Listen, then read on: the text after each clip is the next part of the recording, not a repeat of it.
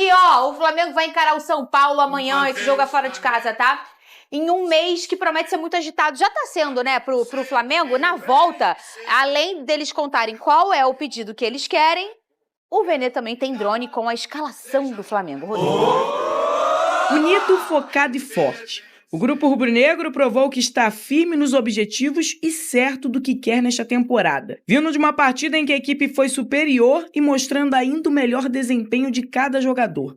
É o caso do uruguaio Arrascaeta, que é uma das peças fundamentais do time. Para mim é fundamental também ele estar da melhor forma ali no meio para criar espaço para a bola chegar limpa. Então, nós dois nos entendemos muito bem dentro do campo e os demais laterais que a gente tem aqui, uruguaios, da sua forma, nos ajudando ao time também. A relação com o Flamengo e o restante da equipe é a prova de um casamento que deu certo e que parece não ter fim.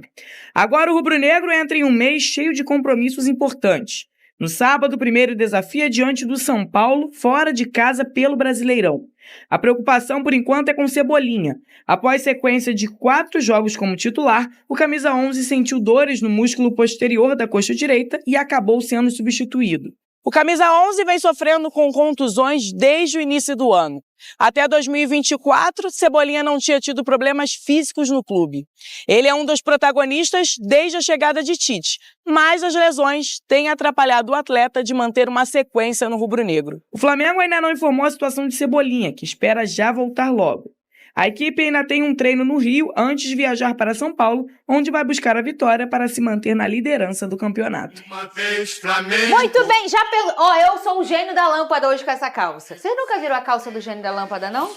Já. Nunca viu, não? Já. Do Aladdin que você tá falando. Mas eu vou ser sincero, eu não achei, tá? Também não achei, não. Eu não achei, não. Obrigada, mas Tá eu tô concedendo um pedido. Se vai Ah, ser é? realizado, eu não sei, tá? Mas você pode fazer um pedido no programa hoje, Lucas Pedrosa. É jogar pro universo. É qualquer coisa? Qualquer coisa. Então eu vou pedir 3 pontinhos amanhã, Só entendeu? 3 pontos? Só? Tá ótimo, Fernanda. 3 pontinhos pro Vascão amanhã. Vene, o seu pedido. Claudinho, a contratação do sério, Claudinho. Vene? Você Não falou um esperava pedido. isso. Não, mas eu não esperava Pô, isso. é porque eu tô muito animado com a chegada do Claudinho. E ele Acho vai que- chegar? Acho que seria uma baita Você contratação. Aí depende dos russos, né? Mas é um pedido que eu faria. Vene Casagrande, qual é o time que vai... Na verdade, eu posso fazer um outro pedido? Pode. Que São a saúde, 3, né? que a saúde São 3? do Adílio melhore. Que o Adílio, verdade, ídolo do Flamengo, verdade. tá passando uma dificuldade aí. Um beijo pra ele. Então, seria um pedido aqui. Querido Adílio, um beijo enorme pra você. É uma pronta recuperação, um beijo na família também. Vai dar tudo certo. Fala aí, Vene Casagrande, a escalação desse Flamengo. Tchan, tchan, tchan, tchan. Ó, um Flamengo muito misturado, digamos assim. Uma mescla ali, né? Vamos lá. O Tite esboçou o seguinte nessa sexta-feira, desculpa. Rossi no gol, então Rossi voltando ao time titular. Wesley na lateral direita, Davi Luiz e Léo Pereira, dupla de zaga. O Vinha na lateral esquerda. Alan e Léo Ortiz, 2 volantes. Matheus Gonçalves, sendo o substituto ali do Arrascaeta. Bruno Henrique retornando numa ponta esquerda. Gabigol na ponta direita e Carlinhos centralizado. Lucas Pedrosa! Falamos quando aqui nesse programa? Será que agora o Gabigol performando bem, o Tite vai dar uma chance pra ele ser titular? Aí ficamos... A gente debateu, sabe o quê? Só pra Você recordar. falou que achou, não foi? Que ia dar? Se o Gabigol entraria na vaga do Pedro Isso é ou não. verdade. Verdade.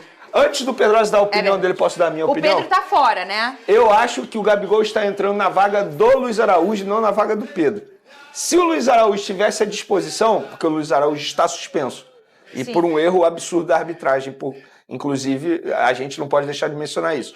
Mas se o Luiz Araújo estivesse à disposição, eu arriscaria, repito, o Carlinhos titular e não o Gabigol. Mas já é o Gabigol no time titular, Lucas. Acho que foi você que disse que achava que ele ia ter essa chance. Porque assim, em outros momentos, o Gabigol, quando ele não foi titular com o Tite, e isso aconteceu raríssimas vezes, quando ele foi titular no caso, o Gabigol não estava merecendo ser titular. O Gabigol não estava mostrando futebol para o Tite para que o Tite desse uma oportunidade para ele. Até então, o Tite estava, sem sombra de dúvidas, com a razão. Agora, o Gabigol vem progredindo durante esses últimos jogos. O Gabigol foi decisivo para o Flamengo em alguns jogos, dando assistência, fazendo gol, é um grande ídolo. Nesse momento de mescla da equipe, eu acho que se não der oportunidade para o Gabigol com os desfalques que estão acontecendo no Flamengo, vai dar quando? E é uma coisa que ele publicamente já reclamou. E eu já falei aqui também. Eu não vejo o Gabriel, apesar dele ter entrado bem nos jogos, sendo um atleta de vou entrar e vou mudar jogo. Eu não vejo o Gabriel sendo esse cara. Eu acho que o Gabigol é um cara que gosta de se adaptar durante a partida, porque ele entende muito bem os atalhos do campo.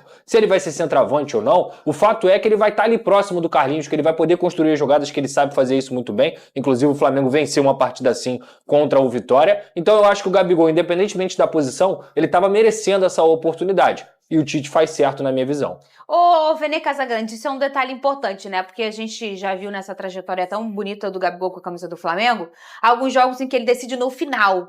Aí você pensa, pô, o cara que tem essa capacidade é um cara que entra sempre muito bem. Mas já citamos vários jogadores aqui na história desse programa que são belíssimos jogadores, mas que o ideal é que eles comecem jogando. E eu também faço essa leitura de que o Gabigol ele precisa começar jogando. É mais valioso pro tipo de futebol que ele pratica, né? Por exemplo, o Luiz Araújo é um jogador que, na minha opinião, quando ele entra no decorrer do jogo, ele acaba rendendo mais. É verdade. Ao contrário do Gabigol, É que eu concordo com vocês que quando o Gabigol inicia uma partida, ele tende a render mais. A gente falou outro dia que o Eduardo do Botafogo é um cara que ele precisa começar jogando. Até por conta do contexto do time. Porque geralmente quando você entra no decorrer do jogo, ou nos minutos finais, você, entre aspas, você entra num time que está totalmente alterado. Sim. É o caso do Gabigol.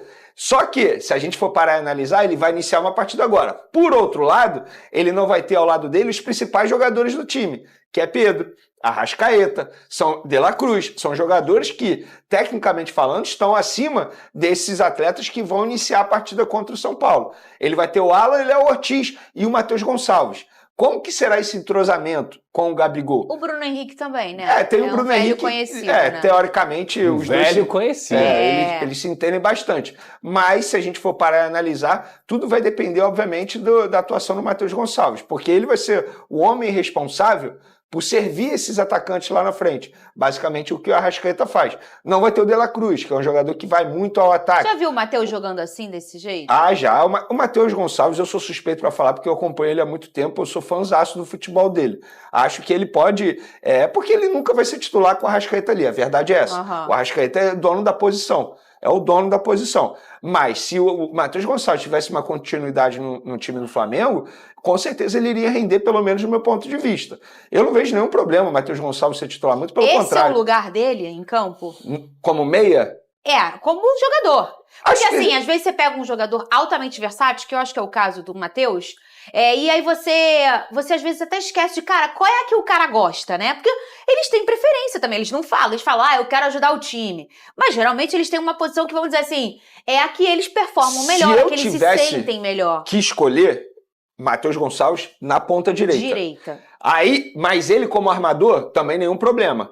Mas, vamos lá, vamos nivelar aqui. Ponta direita, meio armador e depois ponta esquerda. Tá, entende? Perfeito. Não vejo nenhum problema, porque ele já atuou assim várias vezes na categoria de base, inclusive. Porque a gente, às vezes, eu sempre falo isso aqui, né, Pedro? Isso é muita coisa do futebol moderno, essa exigência de versatilidade. Tem jogador que não é versátil e ponto, e tá tudo bem.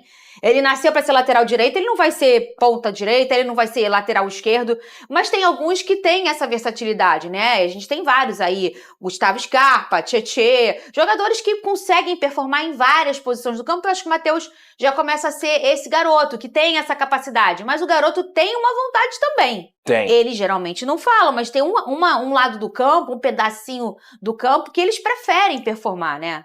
Mas ele sempre foi camisa 10 na base, Fernanda. Mesmo jogando mais pelo lado direito, ele tem essa facilidade de flutuar pelo meio, até mais do que pela ponta esquerda, como o Vene trouxe. E tem outro ponto, o Gabigol, por essa formação, não vai ser o centroavante. Ele, teoricamente, vai ser aberto pelo lado direito. Mas toda hora ele faz facão, toda hora ele infiltra pelo meio, então o Matheus Gonçalves vai poder também povoar aquele lado direito. E a verdade, Fernanda, é que o jogador jogador de futebol hoje que não se abre para poder ser versátil em algumas posições, ele vai ter que ser muito craque na posição que ele joga. Porque se ele não for um cara acima da média, muito fora da curva, ele vai perder espaço. Então ele tem que aproveitar a oportunidade que o Tite está dando para ele. Não que o Matheus Gonçalves não seja um baita de um jogador. O que eu tô falando aqui é que pro cara bater pé no sentido de eu só jogo aqui, ele tem que ser um fenômeno. Porque o futebol hoje pede versatilidade. Inclusive, se você parar e analisar, o Matheus Gonçalves, ele furou a fila do Lohan, né? Porque Sim. o Lohan estava sendo substituto do Arrascaeta, lembra disso? Lembro. Tanto é que o Lohan foi muito bem contra o Corinthians, se eu não me engano, e a gente elogiou bastante aqui. Mas, na visão do Tite, hoje o Matheus Gonçalves está na frente do Lohan. E chegou um momento que a gente perguntava, gente, por que não usa o Matheus? Por que não usa o Matheus? Agora é o inverso, né? Agora é o Lohan. Vamos colocar aqui na tela a classificação do Campeonato Brasileiro. Voltamos pro Campeonato Brasileiro, hein, gente? Essa semana teve aí as oitavas da primeira, o jogo de ida da Copa do Brasil e agora volta o Campeonato Brasileiro com o Flamengo de Vene Casagrande, líder do campeonato.